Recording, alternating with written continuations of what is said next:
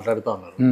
నేను ఏమంటున్నానంటే మొత్తం రాష్ట్రం మన హైదరాబాద్ లో ఉన్నటువంటి చెరువులు 50 చెరువులు 50 చెరువులల్లా మొత్తం 10,600 ఎకరాలు 10,600 ఎకరాలల్లా ఇప్పుడు వీళ్ళు ఈ హైడ్రా క్రియేట్ చేసిన తర్వాత ఇప్పుడు 6,000 ఎకరాలు చెరువులు ఉన్నది ఆల్రెడీ. ఇంకా 4,600 ఎకరాలకు మనం రికవర్ చేయాలన్నారు. మొట్టమొదటి ప్రశ్న ప్రభుత్వానికి ఏమేస్తున్నా అంటే అసలు ఈ హైడ్రా వచ్చి ఎన్ని వేల ఎకరాలని రికవర్ చేశారు ఫస్ట్ థింగ్. సెకండ్ వచ్చేసి వీళ్ళు ఏదైతే చెప్తున్నారో రికవరీ చేసినట్టేనా ఎన్ని వేల ఎకరాలు రికవర్ చేశారు. రెండో విషయం ఏమడుతుందంటే ఈ చెరువుల చుట్టూ ఉన్నటువంటి ఫెన్సింగ్ 1-2 చెరువులలో కాదు అన్ని చెరువులలో వేసి చేస్తే మేము కూడా దాన్ని స్వాగతి ఎవరు కూడా పర్యావరణ పరిరక్షణ కాపాడొద్దని ఎవరు ప్రతి పార్టీ స్వాగతిస్తుంది. ఆ నీరు ఉండాల్సిందే, ఆ భూగర్భ నీళ్లు పెంచాల్సిందే, పర్యావరణ నీళ్లు కూడా మంచిగా ఉండాల్సిందే. దాంట్లో ఎవరు కూడా దాన్ని వ్యతిరేకించటం లేదు. మూడో విషయం ఏంటంటే కనీసము గుర్రపు డెక్క తీయలేని పరిస్థితి. మా అన్న రామంతపూర్ చెరువు గురించి చెప్పింది కాబట్టి చెప్తున్నా. ఈరోజు గుర్రపు డెక్క ఇంకా విరుకుంటూ పోయింది. ఉప్పల్ చెరువు సుందరీకరణ చేస్తున్నా నేను కాదనట్లేదు. గుర్రపు డెక్క తీయలేని పరిస్థితి, చిన్న చెరువులు కూడా గుర్రపు డెక్క తీయలేని పరిస్థితి. కనీసం గుర్రపు డెక్క ఒక నిమిషం అన్న చెప్పేది చేసిన చెప్తున్నా అన్న. మోనా మాట్లాడడం చాలా టైం తీసుకున్నావు అన్న. నేను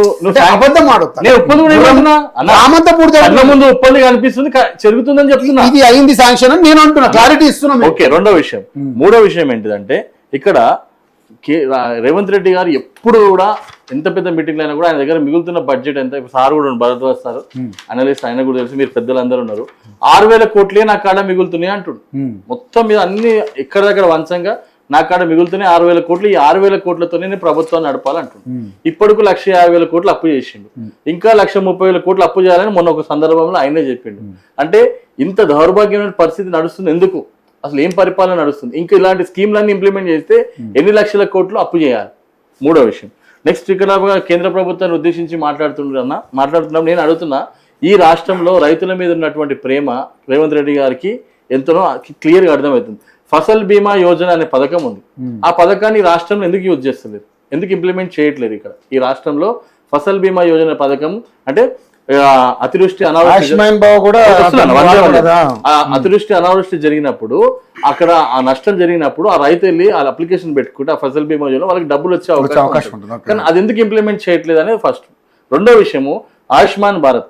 అసలు ఏటీఎం కార్డు ఉన్నా మన జోబులో పైసలు ఉంటే లేవో తెలియదు, కానీ ఆయుష్మాన్ భారత్ కార్డు ఉంటే 5 లక్షల రూపాయలు మన జోబులు ఉన్నట్టు.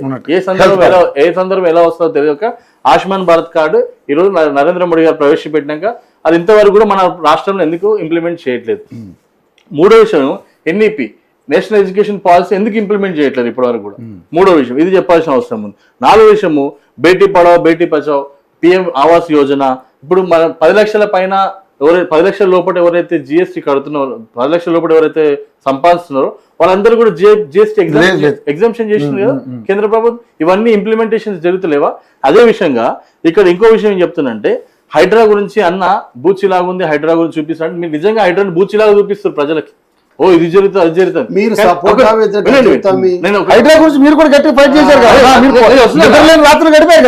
నేనేం చెప్తున్నాను, హైడ్రా గురించి చూపిస్తున్నారు కానీ మీరు కూలగొట్టే వాళ్ళు ఎందుకు కూలగొడతారని ప్రశ్నిస్తున్నాను. మీరు అంతగానో అన్నిసార్లు ఇన్ని టీవీలలో కూడా ఫాతిమా కాలేజ్ గురించి 100 సార్లు వస్తుంది. మీరు ఎందుకు ఫాతిమా కాలేజ్ నోటీస్ కూడా ఇవ్వలేకపోతారు? ఎందుకు దాన్ని మీరు దాని దగ్గర కొట్టలేరు? అంటే మీ మిత్రపక్షంలో ఉంది అని చెప్పేసి ఇప్పుడు సార్ ఒకటి మీరు అర్థం చేసుకోండి. మొన్న ఒక టీవీ ఛానల్లో డైరెక్ట్ హైడ్రా కమిషనర్ పిలిచి మాట్లాడి చెరువులో ఉందని చూపిస్తుంటే కూడా ఆయన సమాధానం చెప్పలేదు. ప్రజలంతా చూసారు దాని గురించి. నేను అడుగుతున్నాను, ఈ రోజు అంబర్పేట చెరువు గురించి మాట్లాడుతా ఉన్నారు. అంబర్పేట చెరువు మీద హైకోర్టు మీకు ముట్టికాయలు వేసింది. ఏమని? మీరు ఆల్రెడీ స్టేటస్ కో ఉన్న చెరువుని మీరు ఎట్లా సుందరీకరణ చేసిరు, అది ఎట్లా ఉందో అలా చేసి పెట్టండి మళ్ళీ అంటుంది. ఇప్పుడు ఎవరు డబ్బులు నష్టం జరిగింది? ఇక్కడ ప్రజాస్వామ్యం నష్టం జరిగిందిగా. స్టేటస్ కోలో ఉన్న చెరువుని మీరెందుకు పోయి దాన్ని సుందరీకరణ చేసిరు, అది ఎలా ఉందో అలా చేసి మళ్ళీ ఇవ్వండి మాకు 4 వారాలు అని చెప్పి హైకోర్టు ముట్టికాయలు వేసింది. అంటే ఇప్పుడు ఆ చెరువు మళ్ళీ కూడా కొట్టాలి. అంటే నేను ఏమంటున్నా అంటే పూర్తి ఆహ్వానం లేకుండా ఇలా అక్కడ ఎడ్ల సుధాకర్ రెడ్డి కొట్లాడిన దాన్ని ఆ విధంగా జరిగింది. నేను ఏమంటున్నా అన్న ఒక చిన్న మాట, ఇక్కడ రామంతపూర్ మా దగ్గర బాలకృష్ణ నగర్ అని ఉంటది అన్న. బాలకృష్ణ నగర్, సాయికృష్ణ నగర్, నెక్స్ట్ ఇక్కడ సత్యనగర్ అని ఉంటాయి మా దగ్గర.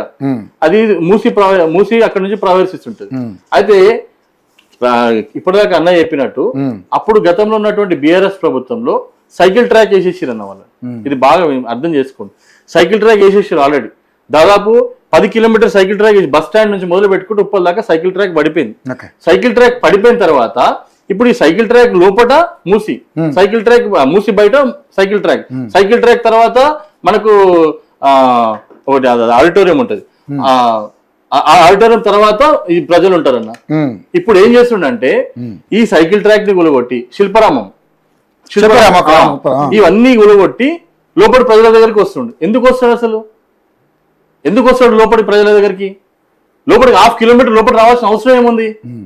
అంటే మూసీ సుందరీకరణకి మీరు వ్యతిరేకం కాదన్నారు కదా, మరి మూసీ సుందరీకరణకి వ్యతిరేకం కాదు. మేమేమంటున్నాం అంటే ప్రజల ఇల్లు గులగొట్టి చేయాల్సిన పరిస్థితి డీపీఆర్ మేము ఏ రోజు కూడా నేను ఒకటే చెప్తున్నా.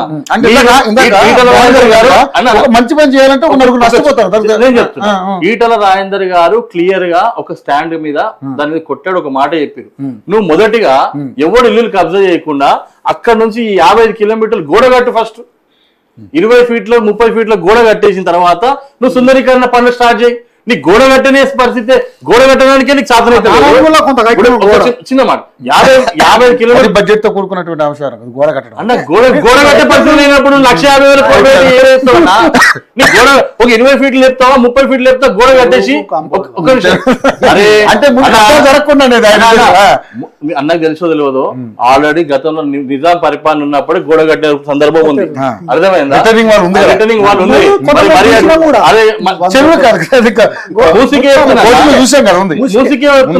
నేను కాబట్టి ఫస్ట్ మీరు వాల్ పర్మిట్ చేసేస్తే ఈ వాల్ కి ఇక్కడ కట్టేస్తే దాని లోపలికి ఎందుకు వస్తారు? అధికారులు పర్మిషన్ ఎందుకు వస్తారు? ప్రజలు ఎందుకు వస్తారు? ఎందుకు కబ్జాలు జరుగుతాయి?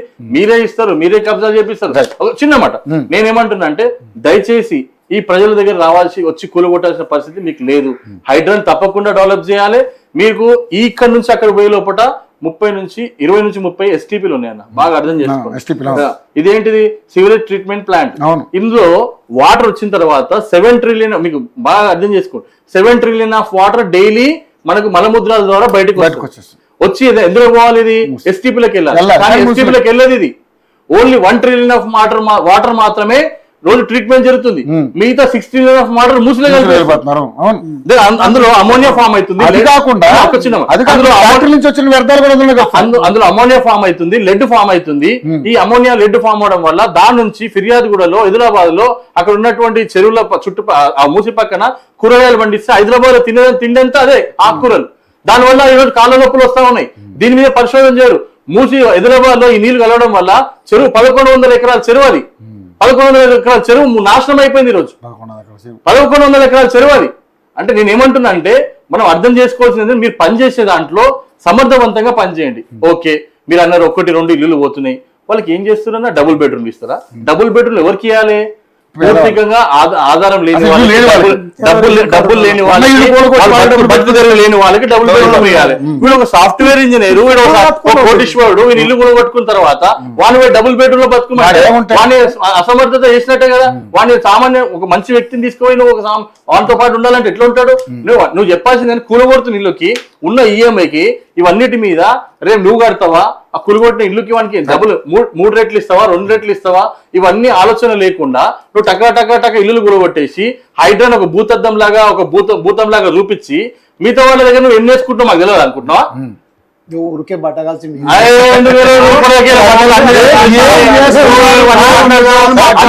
చేసే పని 100% మళ్ళీ కమిషన్ అన్ని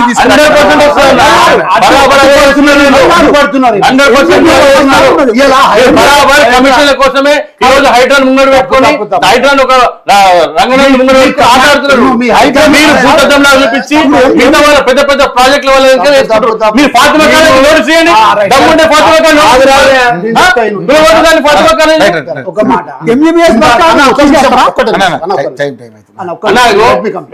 ఒకటే చెప్తాను, చివరి మాట నేను క్లోజ్ చేస్తాను.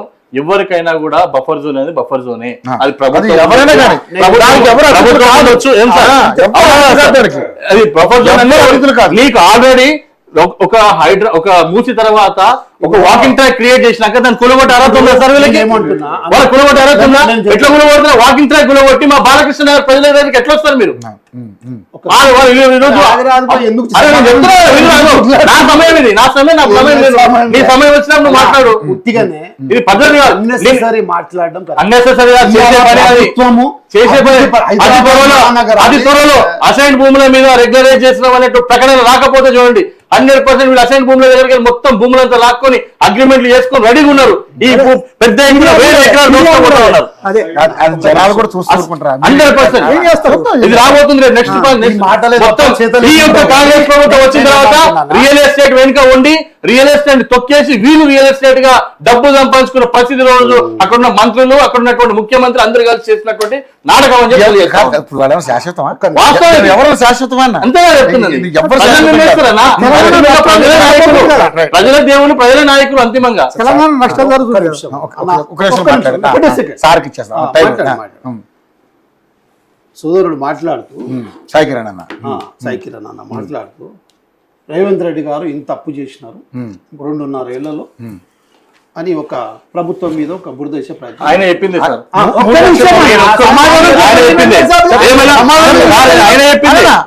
మీకు చెప్తే ఇప్పుడు నీ సమాధానం. భారతదేశం స్వాతంత్రం వచ్చినప్పటి నుండి 2014 దాకా దేశం మొత్తం కలిసి 55 లక్షల కోట్ల అప్పులు. కానీ 2014 ఇప్పటి వరకు 190 లక్షల కోట్ల అప్పు. ఎంత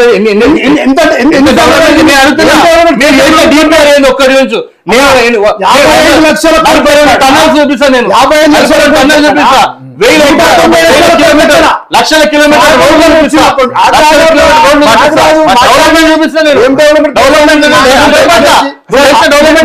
అప్పు చూపిస్తున్నారు.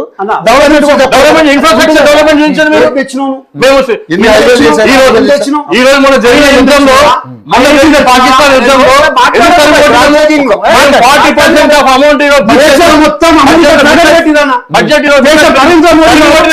దేశం మొత్తం తీసుకపోయి 140 కోట్ల ప్రజల ఆత్మగౌరవం తీసుకపోయి పాకిస్తాన్ సారీ అమెరికా అధ్యక్షుడు ట్రంప్ గారు తాకట్టు పెట్టి మాట మాట్లాడలేదు.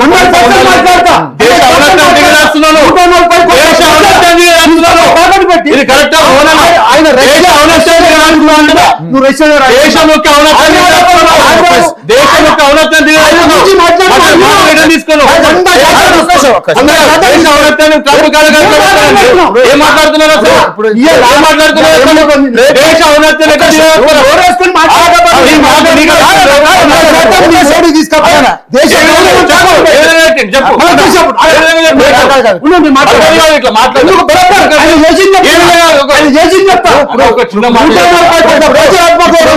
రెడ్డి గారి గురించి, వాళ్ళ పరిపాలన గురించి మీరు మాట్లాడారు. చేసింది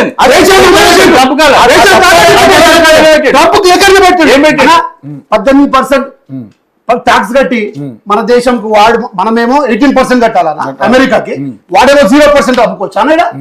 అట్లాగే మనము రష్యా దగ్గర ఆయిల్ కొనమంటే మనం రష్యా దగ్గర ఆయిల్ కొనాలి, లేదా కొనొద్దు రష్యా దగ్గర. అంటే నువ్వు అంతకుముందుకు మీ కాంగ్రెస్ కట్టకుండా కొనాలంటే వెనెజులా కొను. నీకు ట్రంప్ పాలిస్తుందా, మోడీ పాలిస్తున్న దేశాన్ని? ఒక్కటి పాకిస్తాన్ యుద్ధం ఎవరు ఆపాలి సార్? ప్రతి దేశం స్టేట్మెంట్ ఎవరిస్తారు? అమెరికాకి వెళ్ళి ట్రంప్ చెప్తాడు యుద్ధం ఆపేయండి. అది విచిత్రం. రష్యా పోయి కేవలము ఇలా F-10 ఫైల్ ఉంది. F-10 ఫైల్ దాంట్లో క్లియర్ గా హర్దీప్ సింగ్ పూరి అని సెంట్రల్ మినిస్టర్ పేరున్నా, కనీసం ఆయన సస్పెండ్ చేయాలన్నా అది ఎంత